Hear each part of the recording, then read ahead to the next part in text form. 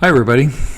Maybe you've heard this passage before. It's from Luke, and it's chapter 1, starting with verse 46.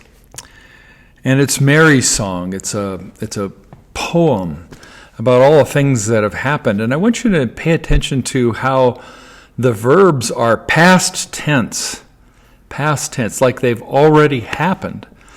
And yet think about Mary's life at this point. She's at Elizabeth's house, probably because she had to go there. God told her to go there, but she had to go there because she's probably getting a lot of hassle being pregnant, teenager, not married. And so she goes to be with Elizabeth for a while. But she writes this poetry. She says, and Mary said, my soul magnifies the Lord, and my spirit rejoices in God, my Savior. For he has looked with favor upon the lowliness of his servant. Of course, that's her.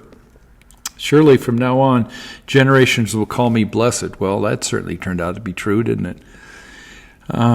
For the Mighty One has done great things for me, and holy is his name. Well, that's true. She's carrying Jesus, the Savior of the world, and God in her stomach, in her uterus. His mercy is for those who fear him from generation to generation. He has shown, notice the past tense, he has shown strength with his arm. He has scattered the proud in the thoughts of their hearts. He has brought down the powerful from their thrones and lifted up the lowly. He has filled the hungry with good things and sent the rich away empty.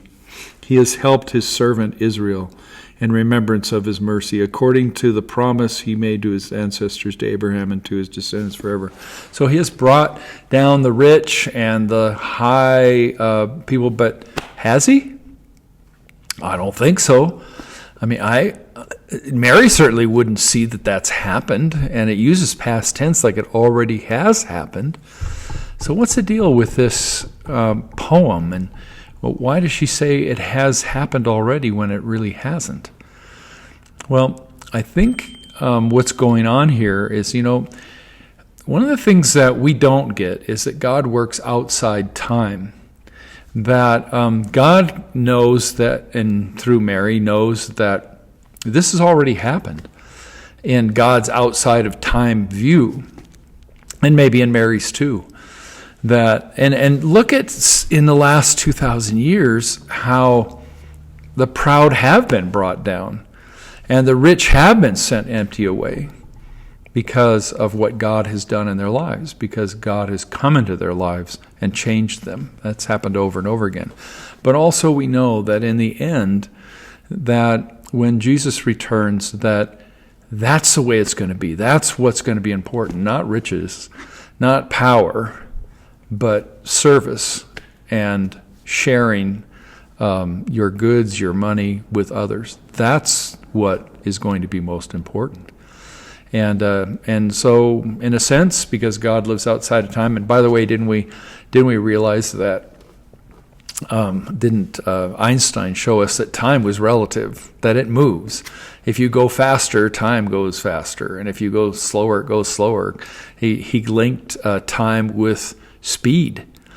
And so we found out time wasn't quite as solid as we thought it was. And of course, God is way outside time. God doesn't have to live within the restraints of time. So something that Mary can say has already happened, even though it hasn't happened in her life, has actually happened because God is outside time.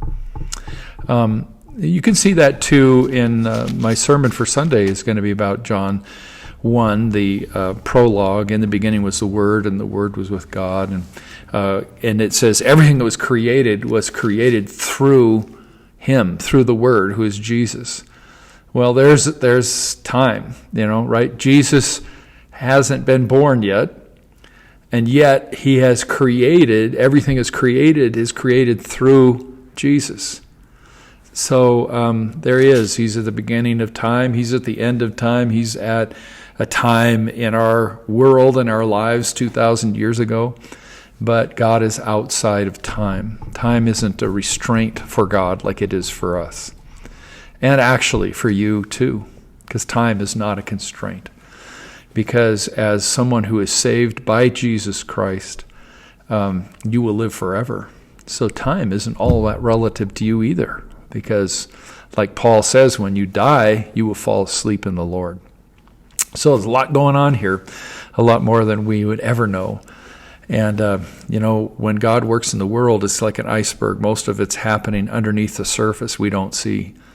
But God is working in the world, and he is moving toward a time when he will create a new heaven and a new earth, just like back in the garden before the fall.